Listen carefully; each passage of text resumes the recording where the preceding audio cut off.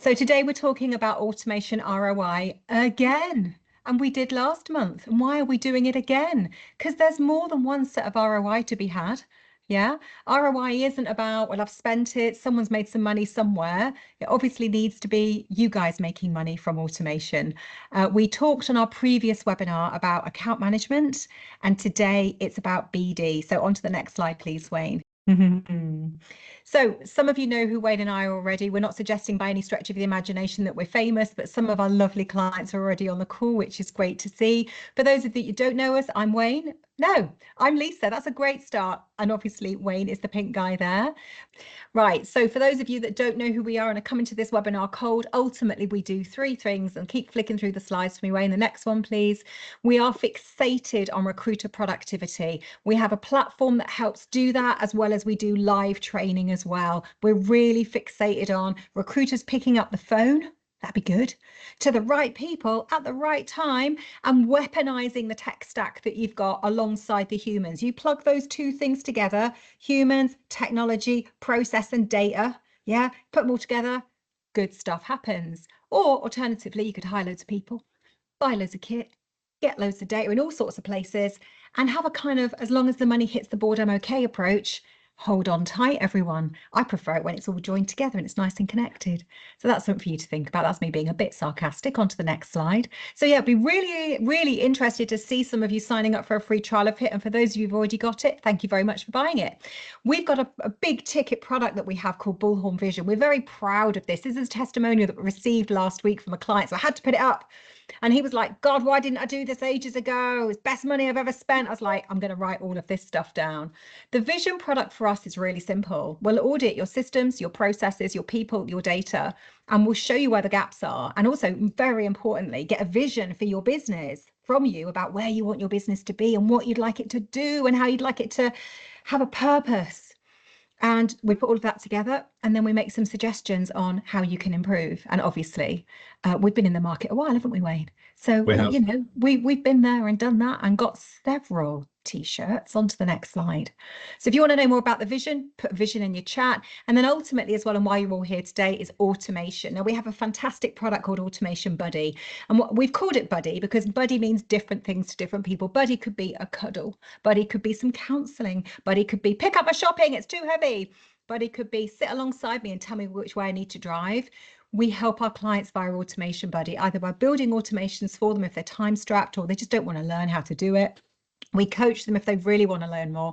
And if you've got people who are new to automation, maybe you've got automation already, but you've got people who haven't really had the best training, let us do that. Yeah, so we do training, we do coaching, and we obviously build, and we're very, very good at that. So I'm interested as well is I want to understand about your automations right now and any ROI you might be getting. I want to know kind of like maybe how automations are actually working for you within your business and whether or not you're getting anything out of them. You know, remember, I always say on these webinars, the goal of automation isn't to make money for Bullhorn. Yeah. But interestingly, sometimes when we start working with businesses, we're finding that whether or not they realize that's their strategy, that's what it is. They've bought it, someone's made some money. And I'm like, we're here to learn about ROI today, return on investment. And I challenge any of you after you've been to the pub tonight to say that 3 times on the trot. Yeah. But we hear a lot and we see a lot that I've got it, but I'm not sure. Is it? Or maybe what we often experience as well is that people are just not being ambitious enough with their automations. They don't know what they don't know. In consultancy language, that's unconscious incompetence. And we want to get clients from not all the gear, no idea, right up to, I've got an idea for my business. How can it be automated? And I was explaining to one of my clients earlier on how we see automation within Barclay Jones. And for us, it's like a big, beautiful cuddle, right? And you imagine someone's giving you the best hug ever. Yeah, what they've done is they've squeezed in loads of love and they've also squeezed out lots of bad stuff. So we see automation as squeezing out all the bad data, squeezing out all the pointless processes, all the admin that gets in the way of a good day, squeezing out all the poor applications and the clients that just won't buy from you, whilst squeezing in really cool lists, organized recruiters, cool data that you can really weaponize and sell with, really squeezing in purposes and ultimately also allowing you to do stuff that you would never have normally had time to do, like proper client and candidate care. So I'm always interested in that. Thank you very much for that information. I'm going to close that down now. On to the next slide, please. This isn't, by the way, a presentation full of polls. Wayne's taking your temperature right now, whether you know it or not, because we really want to understand what you're doing about your BD right now. What is the best strategy that you've actually got within your business right now? What's actually working from a BD perspective? We want to know the answers to this because, one, it feeds us information around future webinars, but it also helps us maybe get this webinar a little bit more perfect for you as well. So you can choose more than one. What works for you guys and gals right now from a best business process, best business development, she gets there in the end, strategy. So there we go. Nice and simple. Tick, tick, tick. Nice and simple. I'm assuming pick up the phone should be the best strategy. You'd be surprised. I speak to lots of leaders who the phone is being picked up, but often at the wrong time to the wrong people. And of course, in the olden days, and someone asked me a really cool question the other day. We've got a new client based in Greece, and they asked a very philosophical question, would you believe? And it was like, is recruitment all about luck? And I had to think, and then I realized maybe back in the day it was, for some of us who are the wrong side of whatever, where pick up the phone, dial, dial, dial, dial, and eventually it works. Now, I don't think it's about luck. I think it's about science. I think it's about being in the right place at the right time, but not through luck, through automation, great data, great processes. I'm hoping some of you are nodding at me about this. Recruitment is not about luck. It's science. It's expertise. It's knowing your niche. It's being in the right place at the right time. Ultimately, that's what our automation is really all about. It's generating that purpose and that revenue generating activity. Right then, that's lovely. I'm going to close that poll. On to the next slide, please, sir. Right, grab your cameras, grab your cameras, grab your cameras. I'm very excited about this webinar next month. We talk to a lot of recruitment leaders, and whether or not they use different language to describe what I'm about to say, but they're basically saying, why can't they just pick up the phone? Why do I need to spend all this money on LinkedIn and job boards? I'm even asking them, why do you need to spend all this money on LinkedIn and job boards when your website says that you basically have the market in the palm of your hands? Your website says you're niche specialists. Why are you advertising jobs if you're niche specialists? Why are you spending ages sourcing if you're niche specialists? No, I understand why, but maybe you don't need to. Maybe you could release pressure. Maybe you could release the time that's being wasted on that activity. Maybe you need to stop buying all this stuff. Maybe you could reduce it by 50%. Someone spoke to me the other day. We're doing a vision project with them because she wants to basically get her Bullhorn working better and her recruiters working more smartly. And I said to her, have you got automation? She went, no, it's too expensive. And then I rattled through the other tech she's got. That's expensive.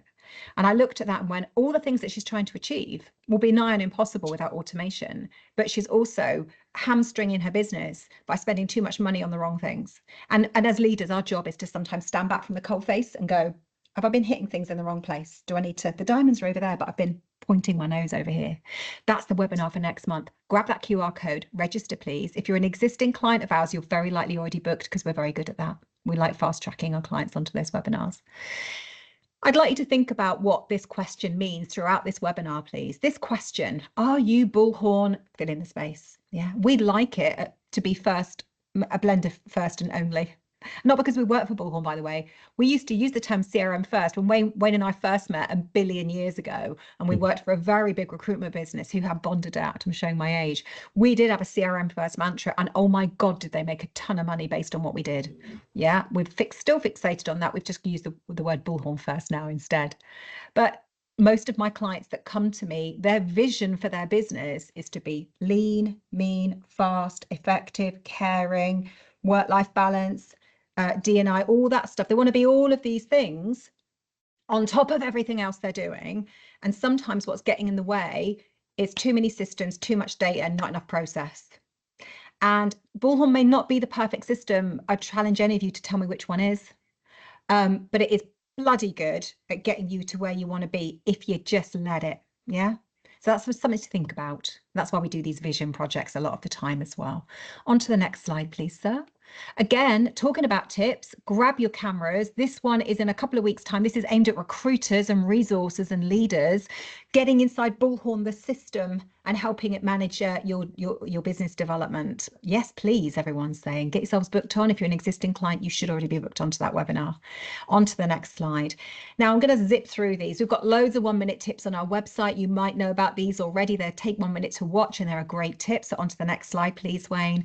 And just bear in mind as well, you know, all of our clients are trying to get fitter. All of our clients are wanting to start 2025 with a more focused, structured, accountable approach.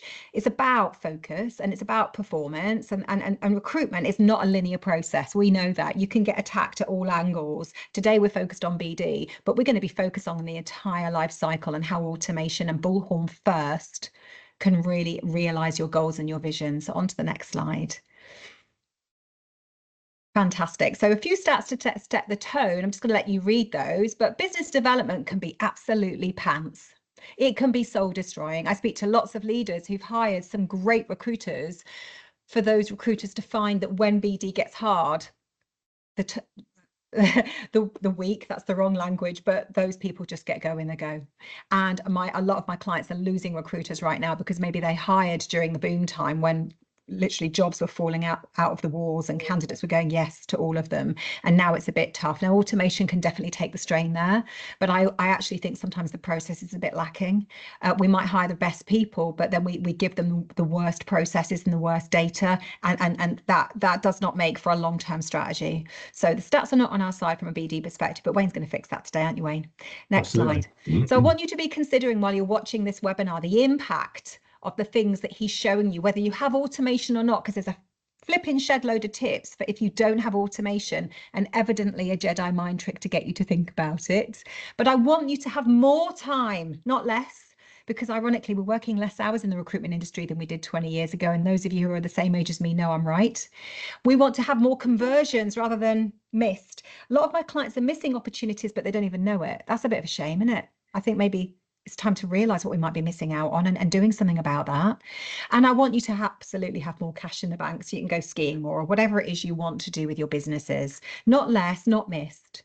But I also want to know, just before Wayne takes over, I want to know what gets in the way, please, of a great BD strategy. What's happening in your businesses right now that might be preventing amazing BD, i.e., why are you here? What's the problem? What do you want to stop thinking about and talking about? What would you be ashamed that you were still having challenges with if you and I met up in a month or 2 months or 3 months' time? Lack of process. I absolutely agree. And that's not just me whacking the mouse a million times because I think I'm right. Some of you have said that already, which is brilliant. I do think unfocused recruiters comes from a lack of process. Would you believe? It definitely comes from bad data, dirty data. We always talk about everything everywhere all at once, don't we, Wayne? That lovely movie, but we coined that term before they made it. Whereas, you know, the average recruiter's like, and I've got the average recruitment leader, can they just pick up the phone? And the average recruiter goes, when and who and what do I talk about? And I don't think they're sat there looking that silly, but that might be what's going on with their DNA, because there's just too much choice. And LinkedIn love that, by the way. That's why we're running that webinar next month. LinkedIn love the fact you don't have any process. Yeah, they make a ton of money out of you not having a process, and so do job boards, and so do Indeed. Time to stop that. It's insane. Absolutely insane. Right, loving that. I'm going to close that poll now. So my warm-up is almost done, everyone. I need you to really think about Bullhorn first, sales funnels, data quality, weaponizing your recruiters, and obviously how the hell we're going to automate all of that. Breakneck speed, Wayne. We've got a lot to scrape through in the next 15 minutes. Let's go. Excellent. Thanks, Lisa. So I want to be talking about today's agenda, which is going to be looking at sales funnels. Going to be looking specifically around what you can be doing in Bullhorn, what you can be doing about your data, and then also what automation can be doing to help support that. We know that rubbish in equals rubbish out. There's another acronym for that as well, isn't there? But the idea being is that we want your recruiters to be engaged with the data. We want the system to be help generating information that can be forwarded onto your recruiters. Sales funnels, we talk about marketing qualified leads and sales qualified leads. We're very good at generating data and then just throwing everything at the recruiters. And there was a stat that Lisa showed earlier on, 50% of the time that a recruiter spends is on productive time. So what we want to do is try and produce more quality data and then send that on to the recruiters to engage with. So I'm going to be looking at some of the sales funnel prep specifically around Bullhorn. I want to be looking at things like status updates. About 50% of clients use them, 50% don't use them. Of those people that do use them, they don't really know what they're there for. So I really want to hone in on what statuses can do for you. Another big area that I see a lot of with clients is sales contact grading. So we're going to be talking about what options you've got there. If you do PSLs, or you need to do bids and contracts, bids and tenders, sorry, you need to be basically using automation to remind you, notify you. And then we're going to look at very quickly at sales funnel automation, what you could be doing. The Matt and the Rose of these worlds think that one of the things that recruiters could be doing more of and businesses could be doing more of is identifying sales contacts that have desires. We want to recruit these types of people. It's not a field that's updated in Bullhorn very often. It adds huge amounts of value. I've got a great custody for that for you. So, sales funnel prep. So the idea of Bullhorn is that we want to be able to identify what's worth our time and what isn't worth our time. And what I see a lot of is there are lots of entities within Bullhorn: leads, vacancies, sales contacts, but do we know exactly what the difference is for those? So for those organizations that have a very clear process, we add a lead, we convert it into an active sales contact. Once it's been converted, we pick up vacancies. That process seems to work really well. For those businesses that don't have that process in place, my first suggestion is that you understand what each of those entities is for. What is your process in Bullhorn? What do you use leads for, if you use leads at all? The idea behind this is that you want to get focused around what data should be presented in what entity or what area of the Bullhorn system. That then feeds nicely into what information you then forward onto your recruiters. I'm seeing a lot of marketing teams engage with leads more. Yeah, they're using the leads entity as a way of dumping information in and then being able to use a sales funnel within leads to be able to then process that information through to create some sales qualified leads. The other thing that I don't see enough of is what are management doing to track the activity or the successes of this? Yeah, your responsibility as a manager or a leader is to understand what's going on within your data set or what's going on within your sales floor. You can use some of the features within Bullhorn and Bullhorn automation to be able to give you that some information. So considerations: decide where you want to put that data. Map your sales funnel workflow icons. So I'm going to show you something in a second. And then the most important thing, you need to train your recruiters as to what's going on. Leadership managers need to monitor, and you need to have that feedback loop. It needs to constantly improve. So this is something that we did for a client recently. They wanted to be able to track activities based around automations that were happening, and we've got a very rough sales funnel. So we've got essentially new data that goes onto the system, and what we've done is we've configured the workflow icons within the lead entity. So we've now got sales goes on, recruiter has a BD call. That's good. That's what we want. We want them to pick up the phone. That was the thing that most people said generates activity. That's a good BD strategy. Once we've done that, we then want to use automation potentially, or emails that are getting sent through Bullhorn, automation, sorry, to be able to track to see whether or not they're engaging with them. If they're engaging with them, we can update the sales funnel, and we can update the workflow icon to say that somebody's engaging with that email content. Could be that they're opening the emails. Could be that they're clicking on things. It could be that they're actually completing a survey. We want to see whether or not they're going onto the website. It would be great if we could see them going on over a period of time, which we can do as well. Once we've got that information, then we can start seeing and building up an idea of what's going on within that lead. Eventually, you might pass, once all of those ticks, those first 3 ticks have been done, then you might want to forward that onto a recruiter and say, there's an active lead there, why don't you go and speak to them? Then you can track, as a manager, you can track to see whether or not they've qualified that lead. If they haven't, again, automation can sit in the background and say, we've got these sales lead contacts, nothing's been done with them, and we can forward that onto the reports to manager. So prep your sales funnel in Bullhorn. I think that's a really, really important process. Status updates. As I said, about 50% of clients use statuses, but when we drill down into the statuses and ask the clients, what exactly are those statuses used for, a lot of them don't know. So my first recommendation here is identify the statuses that you have across your business in Bullhorn. So candidate statuses, sales contact statuses, job statuses. Yeah, if you've got lead statuses, placement statuses, all of those things. All of those should indicate the relationship or the activities that are happening at that precise moment in time with that record or that data. We've got a process whereby we create a new status called Nepal, which we use automation to track what's happening through activities within Bullhorn, and it automatically updates the statuses. So if you've got automation, you can use automation and activities to automatically update those statuses, so your recruiters don't have to worry about it. We've done one recently. I got a slide for that. We've done one recently. This is a lovely, simple process, simple automation that will update automatically. There's a couple of automations that sit behind this as well. But what we did is we've taken 28,000 sales contact records. We've then sort of filtered them based around what the statuses of those sales contacts are. And based around that, we've then updated a bespoke field called automation status. And we now have a much clearer idea as to who's at prospect stage, who is engaged, who's an active client, and who's lapsing, as well as a few other stages that fit on the other side. So it's a really good way of using automation to update that. From that status, then you can start thinking about what activities or what automations or what emails or what notifications do we want to send to those recruiters. The next tip I've got is about sales contact grading. We've identified potentially the process, we've identified the statuses, the relationships. Now we want to identify the quality that we should be engaged with. Said earlier on that recruiters are unfocused. So if we can get them focused around some quality, so they're A-grade contacts, that will help them focus around what conversations they should be having. Far too often, I think recruitment leaders see people working at the B and C levels, when actually the A's are being forgotten. And actually it's the A's that are probably the most important. So you can have a field in Bullhorn. You can call it grading or rating or whatever you want to call it. The standard one that I see is ABC. I saw one recently that was hot, warm, cold, freezing, and traitors. Love that phrase. Hot, these are people that we should be engaging with.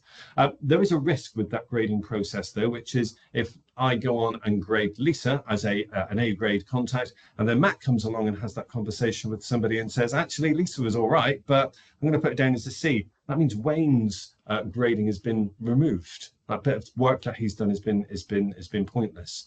So this is a little option, which is you can have a drop-down field whereby Wayne can code his candidates ABC, and then Lisa can also use the same field, maybe to code the same sales contact with her own grade ABC. That means that candidate or that sales contact will always have that information. I'll always be able to refer back to who are my A-grade candidates contacts and who are Lisa's A-grade contacts. So other things you may need to consider are whether or not you have any ownership rules in place. If so, how does that impact that, whether or not you should be speaking to it. And then I see this a lot. Hot lists versus favorite searches. I think hot lists are great. They have a place in recruitment, but you shouldn't try and build your entire database around, here are all our hot lists. Here's all our A-grade contacts, our candidates.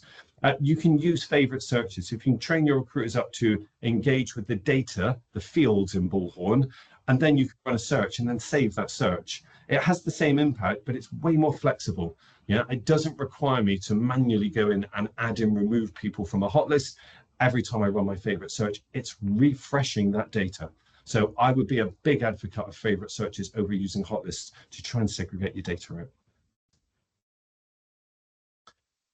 So we've got a number of automations that we've built around this, and we also then help clients identify which sales contacts they should be focused on. We normally focus automations around A-grade contacts to begin with. They're the most valuable contacts. We really want to get recruiters up to speed and focusing on those areas. I worked with a gentleman a long time ago. We gave him a challenge. We wanted him to speak to and document and get into on the DAP system at the time as it was, 300 A-grade sales contacts. We wanted him to map out his market and then use his time effectively just to keep those sales contacts engaged. When he did that, his sales almost doubled over the course of a year because he wasn't flitting around all the time. He was focused on the area that's going to make him the most money, the area whereby he has the greatest relationships. Lisa was talking about is recruitment luck. Well, if you're in the right place at the right time and speaking to the right people, then you will pick up those opportunities and you will build those relationships. So I think grading is a great way of being able to produce quality. And then from that, you can start using automation on the back end of that to nudge or outline who you should be speaking to. Those B and C contacts, well, perhaps that's where their leads or their opportunities, that's where automation could be doing those outreach campaigns. Yeah, warming those people up, getting them engagement, seeing that within the workflow icons, and then forwarding those C contacts onto your recruiters to say, you need to go and speak to these people. Yeah, and hopefully get them converted into A contacts. PSL and bids. I've worked with many recruitment businesses that have PSLs, and there's always that thing when somebody phones up and says, oh, you're not on our PSL, can't really deal with you. In Bullhorn, you can add some PSL or some bids and tenders information into the sales contact record or even at the company level if needed. That could just be a date field. As simple as that. Let's have a date field as to when that PSL is due to be renewed. Yeah, you can then use automation to be able to identify we either have a PSL and we want to be proactive in our approach to that PSL and reach out to the client early, or alternatively, your traitors, your competitors have a PSL. We want to track as to when that's due for renewal. And again, we want to be proactive. We want to be potentially start sending good quality candidates through to those clients as a bit of a nudge. Look, we can do all these things for you. Are you getting the same level of quality or the same level of service that you get from your existing PSL suppliers? So it's a really good way. Just add a field into Bullhorn. PSL, put a date next to it, then you've got something that you can track. Here's an automation that you can use, which is literally company PSL expiry date is less than 60 days. As I've mentioned, you can track that. You can then either notify your recruiters to start picking up the phone and calling those sales contacts. Again, putting your A-star contacts at the priority. Or alternatively, you could even be really proactive and reach out to those sales contacts and say, we've got a PSL coming up. Can we get a meeting booked in? Here's my diary. Why don't we do this? Again, automation can do that automatically for you. Takes that responsibility away from the recruiter, and as a leader or manager, you know it's been done.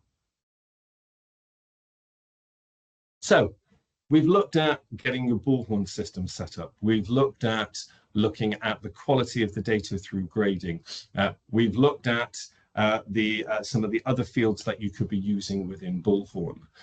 What do you do with all that information? Well, you can start, now that you've got segregation of that data, you can start thinking about what sales funnels are we going to create. So I might basically think about whether or not we've got a specific industry or a specific niche that we want to target. Are there specific clients that we know recruit lots of people that we want to do some sales related marketing towards? So content is really, really important. A lot of you said that email content and email marketing was a good way of engaging these people. Sending profiles to candidates to sales contacts is a really great way of doing it. But the sales funnel, you may end up having lots of individual sales funnels that are focused around different parts of your database or different parts of your market. This is the key thing about sales funnels. You know, we've got this B's and C's, so they could be focused around awareness campaigns. Let's drip feed them some content over 3, 4, 5 months, and then we can track what's happening with that content. We can feed that back into the sales funnel. We can then have tracking automations that are sat there and saying, look, one of our C grade contacts in this industry has basically engaged with us. We can then forward that qualified information onto your recruiter to pick up the phone and call. So you can end up having lots of these sales funnels. It really depends on A, what you're focused in on, or B, where you need to pick up where you know that your industry is the most active. So I've got one client that said IT was a little bit slow, but luckily they had another division which was a bit more buoyant. They put a lot of their effort to focus into that division, identify those sales contacts and reach out to them, and that was a really good strategy. They pivoted a little bit whilst they knew that IT was a little bit slower. They used marketing automation to really drive those sales funnels and get activity back to those recruiters. Bonus strategy, bonus Bullhorn tip here. I worked with a client a number of years ago. There were two recruiters. They turned over £1 million of perm fees. And they did all of this through identifying what sales contacts, what skills or what job roles they recruited. So when we go upload a candidate, we upload a candidate against their categories and their skills, and we do the same for jobs. If you can get your business to do this as well, you want to be honing in on what desires your sales contacts have.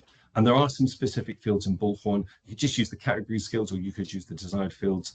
But if you can identify and say, I currently have a Java developer, now show me all the people who recruit Java developers in our industry.